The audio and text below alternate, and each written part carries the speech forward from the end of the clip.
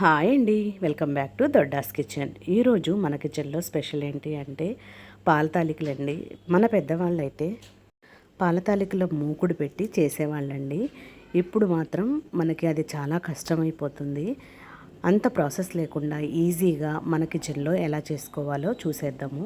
మొదటిగా సగ్గుబియ్యం తీసుకోవాలండి. సగ్గుబియ్యం సన్న సగ్గుబియ్యం కన్నా కూడా లావు సగ్గుబియ్యం తీసుకుంటే టేస్ట్ చాలా బాగుంటుంది. ఆ థిక్నెస్ బాగా వస్తుందండి. సన్న సగ్గుబియ్యం కంటే కూడా లావు సగ్గుబియ్యానికి బాగా థిక్నెస్ వస్తుంది, మంచి టేస్ట్ వస్తుంది. చిన్న స్పూన్ అయితే కనుక ఒక 4 స్పూన్లు, పెద్ద స్పూన్ అయితే ఒక 2 స్పూన్లు సగ్గుబియ్యం తీసుకొని శుభ్రంగా వాష్ చేసేసి వాటర్ పోసుకొని నానబెట్టుకోండి. మొదటగా ఈ పని చేస్తే కనుక మనకి ప్రాసెస్ ఈజీ అయిపోతుంది. ఇది పక్కన పెట్టేసేసుకొని పొయ్యి మీద కళాయి పెట్టేసేసుకొని అందులో ఒక కప్పు వాటర్ తీసుకోండి. ఈ కప్పే మెజర్మెంట్ అండి. ఏ కప్పుతో అయితే మనం పిండి తీసుకుంటున్నామో అదే కప్పుతో వాటర్ పోసుకోవాలి. ఒక కప్పు పిండికి ఒక కప్పు వాటర్ వేసుకోవాలి. ఒక కప్పు బియ్యం పిండి తీసుకుంటున్నాను. ఇది నార్మల్ బియ్యం పిండి అండి, మామూలు ప్యాకెట్ పిండి, పొడిపిండి అనమాట, తడిపిండి కాదు. పొడిపిండి మనకి ఎప్పుడు దొరుకుతుంది కాబట్టి పొడిపిండితోనే చేసేసుకుంటున్నాను. ఇలాగ వాటర్ బాగా తెరిలినాక ఒక స్పూన్ సాల్ట్ వేసేసుకొని అందులో ఈ బియ్యం పిండి వేసేసుకొని బాగా కలుపుకోవాలి. అది బాగా ముద్దలా అయిపోతుందండి. ఇలా అయిపోయిన తర్వాత దింపేసి చల్లారబెట్టుకోవాలి. అలాగే పొయ్యి మీద కళాయి పెట్టుకుని 1 లీటర్ పాలు పోసుకొని మరగబెట్టుకోండి. అవి మరుగుతూ ఉండగా ఇది ఆరిపోయిన దాన్ని చక్కగా చపాతీ ముద్దలాగా కలిపేసుకోవాలి.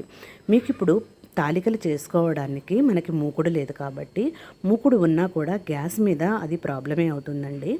పొయ్యి మీద అయితే చాలా ఈజీగా మనం ఒత్తుకోవచ్చు.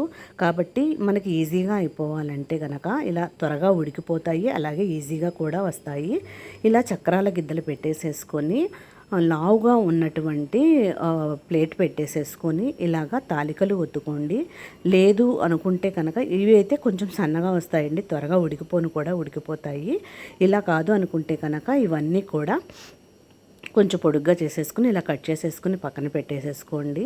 లేదు అనుకుంటే మామూలు చేత్తో కూడా కొంచెం పిండి తీసేసుకుని ఇలాగా సన్నగా ఒత్తుకుంటూ అన్ని వైపులా కూడా తిప్పుకుంటూ సన్నగా ఒత్తేసేసుకొని పొడుగైన తర్వాత వాటిని కట్ చేసేసుకొని తాలికలుగా చేసేసుకోండి. ఈ 2 విధాలుగా చేసుకుంటే మనకి తాలికలు మనకు కావలసిన అంత లావుగా కానీ సన్నగా కానీ వస్తాయి. మరీ లావుగా ఉంటే పిండి ఉడకనట్లు కొంచెం నోటికి పిండిగా తగులుతూ ఉంటాయండి. కాబట్టి మనం కొంచెం సన్నగా చేసుకుంటే త్వరగా ఉడికిపోతాయి, చక్కగా టేస్టీగా కూడా ఉంటాయి. తర్వాత మనం ఏ కప్పుతో అయితే బియ్యం పిండి తీసుకున్నామో అదే కప్పుతో 1 కప్పు బెల్లం తీసుకోవాలి. ఆ బెల్లాన్ని కూడా పొయ్యి మీద పెట్టేసేసుకొని ఒక 1/2 కప్పు వాటర్ పోసేసుకొని కరగబెట్టుకోవాలండి. పాకం రావాల్సిన అవసరం లేదు, బెల్లం కరిగితే సరిపోతుంది. పాలు మరుగుతూ ఉన్నాయి. ఇలా పాలు మరుగుతూ ఉన్నప్పుడు మనం గరిటెతో చుట్టూరు ఉన్న అటువంటి మీగడను కూడా కలిపి ఇందులో వేసేసుకోవాలి. అలాగే నానబెట్టుకున్నటువంటి సగ్గుబియ్యాన్ని కూడా వాటర్ అంతా కూడా వంపేసేసుకుని స్ట్రైనర్లో వేసేసుకొని అవి కూడా పాలల్లో వేసేసుకొని తిప్పుకుంటూ ఉంటే ముద్ద అయిపోకుండా ఉంటాయండి.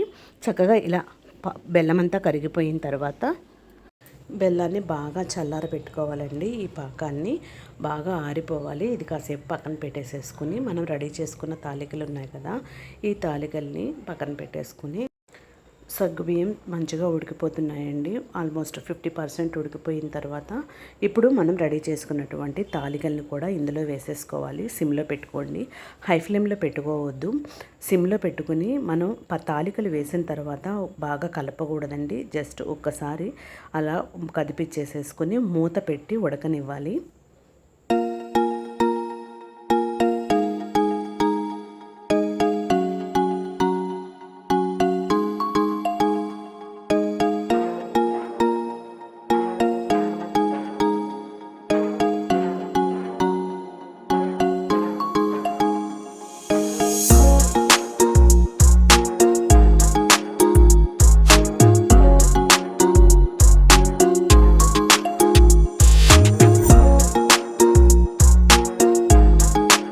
ఇప్పుడు మనం మిగిలిపోయిన పిండిలో వాటర్ పోసుకొని ఇలా క్రీమ్ లాగా తయారు చేసేసుకొని ఆ మిశ్రమాన్ని కూడా ఇందులో వేసేసుకోవాలండి. తాలికలు మంచిగా ఉడికాయి.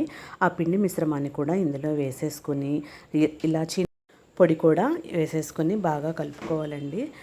ఊరికే అటు ఇటు తిప్పేసేసుకుంటే తాలికలు విరిగిపోతాయి. కొంచెం మనం జాగ్రత్తగా కలుపుకోవాలి.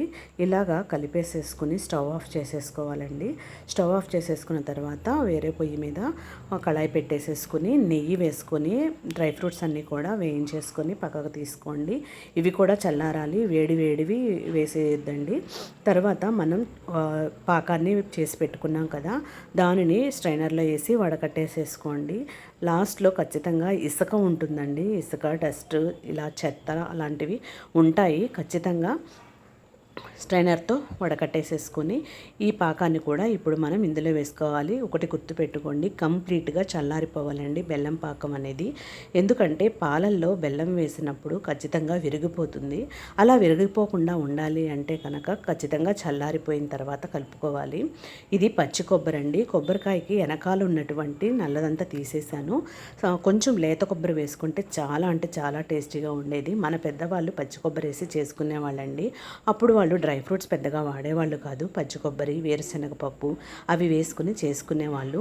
ఇలాగా చక్కగా డ్రై ఫ్రూట్స్ అన్నిటినీ కూడా మనం ఫ్రై చేసుకున్నాం కదా, నెయ్యితో సహా ఇందులో వేసేసుకొని కలిపేసేసుకోండి. పచ్చి కొబ్బరి ముక్కలు కూడా వేసి కలిపేసుకోండి. అంతేనండి, ఎంతో టేస్టీగా ఉండేటువంటి పాల తాలికలు రెడీ అయిపోతాయి. తప్పకుండా ఫుల్ వీడియో చూసి మీరు కూడా ట్రై చేయండి. మీకు ఎలా వచ్చిందో నాకు కామెంట్ చేయండి. దొడ్డాస్ కిచెన్ని సబ్స్క్రైబ్ చేసుకోండి.